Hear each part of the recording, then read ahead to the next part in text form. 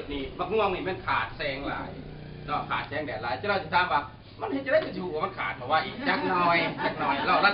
ไปก่อนเนาะเพิ่นสิถามดิเราลัดไปก่อน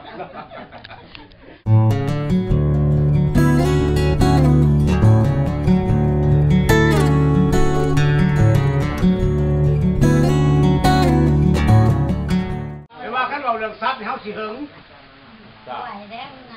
เฮาสิเอาพืชแหละมันง่ายเวลาเขากรองเอาหนามมันกรองเอาย่ำได้ก็ได้เวลาได้ก็ได้บ่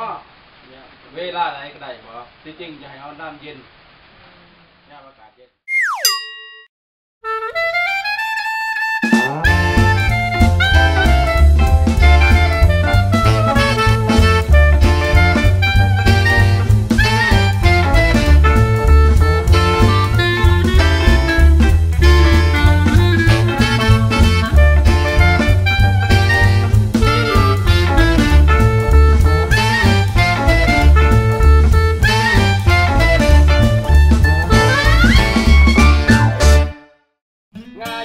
ผมมีความหมายสินะ